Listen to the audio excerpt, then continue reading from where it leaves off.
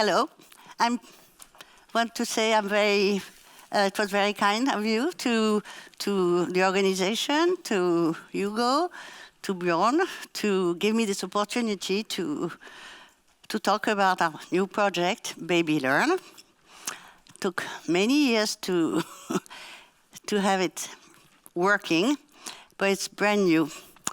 And it's a project that was built with Anthony Di Casper, and I would like to dedicate this presentation to him because, as you may remember, he's the one who found out in 1980 that babies recognize their mother's voice and prefer their mother's voice at birth. And he is with Benoît Charles, who's the first one to have shown that babies, newborn babies, prefer to smell their mother's odor. And Tony passed out 8 months ago, so it's a pity he will not be seeing the project growing. So Baby Learn at first was a research tool. It was built, in fact, to continue our studies on prenatal learning, since we've been working on that for 30 years. And we wanted to find a behavioral system that would replace sucking, for example, because it was mainly working with the same tools Chris did. And I've been mainly working with Doppler ultrasound, heart rate. So we built a computerized tool to investigate early cognitive and visual motor coordination in 3-5 months old. The idea was to see if we could try a learning in utero and see if it modified the behavior of the babies at 4 or 5 months. And finally, it became more of an early assessment tool. So the idea was, since we're going to investigate different capacities, it could have been maybe a useful tool for at-risk population who are delayed or impaired, like premature babies. And the great advantage of a computerized system, at first we worked on a touch screen, now it's an app, an application, is that there's no interpretation. Everything's recorded with a resolution of 30 milliseconds, so any contact of the baby on the screen is perfectly numbered. So instead of baby tests where there's a lot of subjective evaluation and depends on the experience of the clinical psychologist, this is totally objective. So the idea was to assess elementary processing and executive functions, which are the foundation of complex cognition.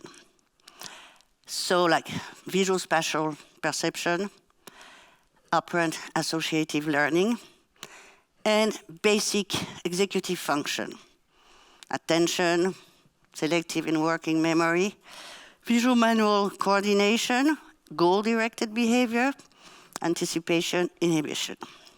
So huge program. And we first focus on what could be interesting for premature babies, and mainly middle premature, the ones between 32 and 37, which are less monitored, usually less monitored than others because they seem to be rather okay. And then it's when schooling arrives that you find out all this dyspraxia and difficulties that will go on and make boule de neige, I don't know, and finally can lead to emotional, affective problem and all that. So is it possible to assess them early enough so we could build remediation strategies and put them in place early? So we've been working on 3 tasks. And those we've been working on, it's a choice test and a sequence test, touch and follow. So the choice, but all the tasks are built on associative learning and contingency. And this can be related to the talk this morning, which is a big problem for premature babies, is to have contingency between their behavior and the environment. So you will see in detail. So the first one is rather easy about the coordination, visual hand coordination, because it's just a touch on a blue or red rectangle that will make something happen. The other one, the baby has to follow a smiley that will jump each time he touches it. So the machine can be programmed, and we can investigate different things with a different task. For example, with a more simple one,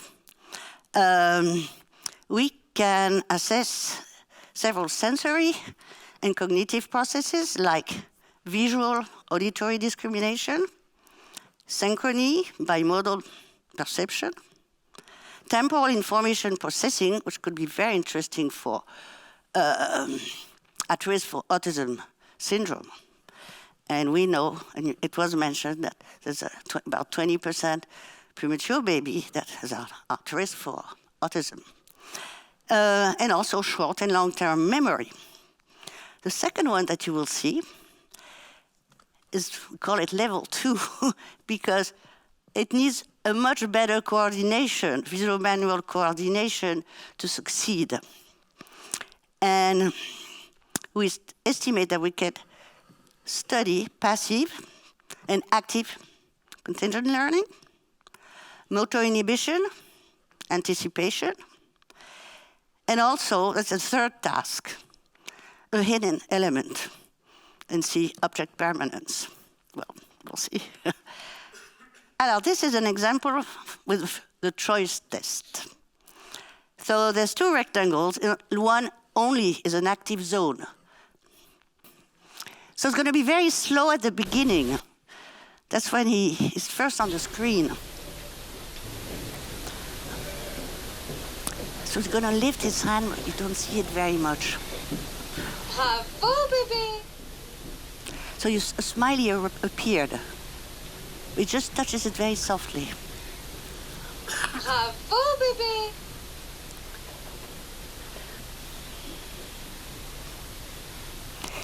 He needs only a little piece of his finger Bravo, to bébé! activate the sound.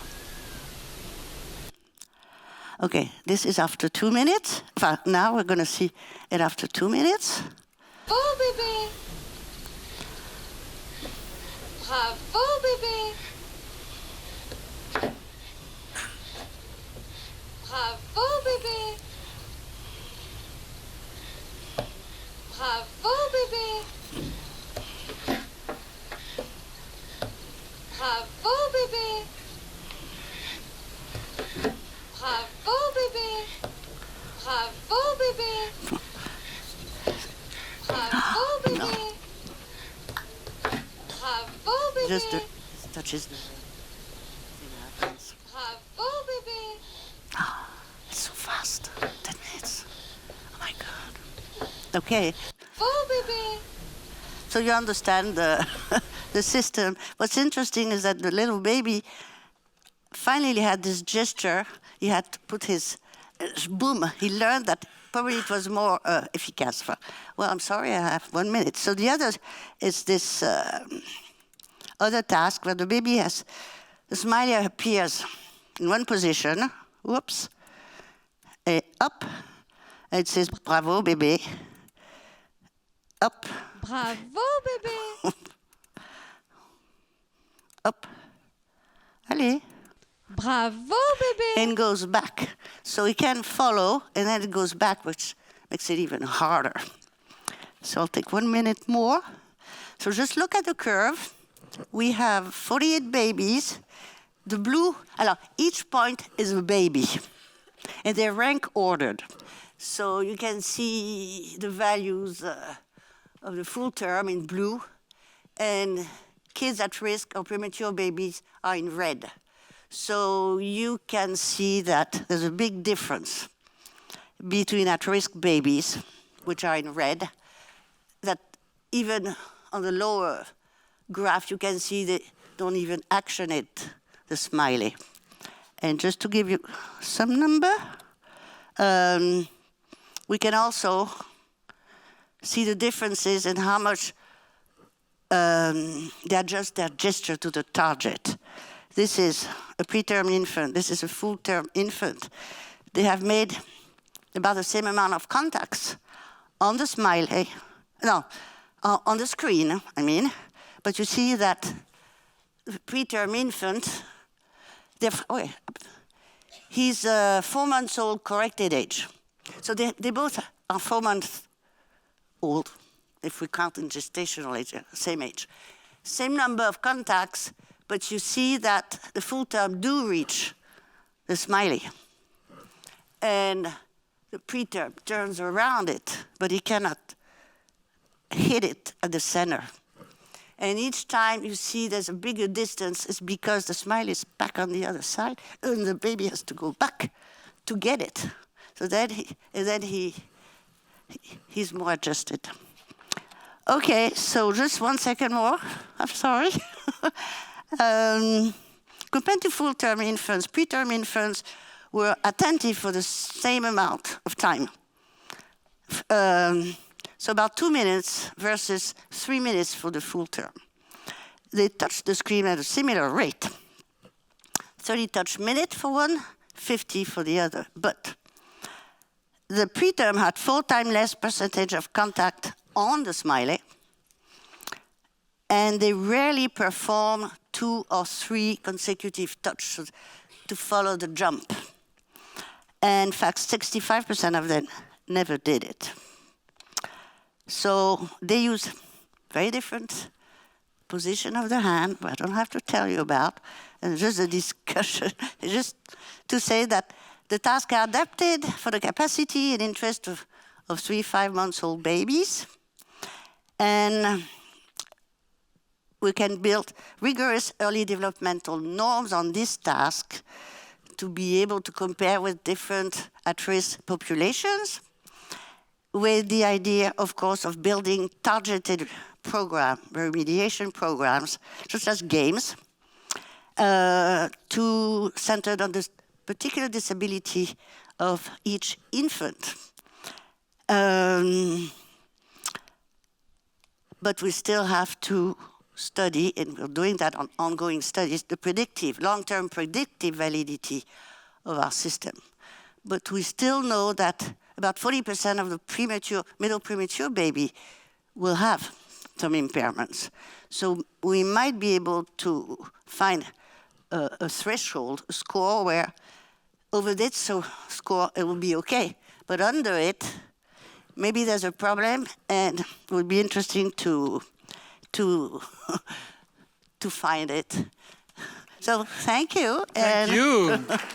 Fantastic.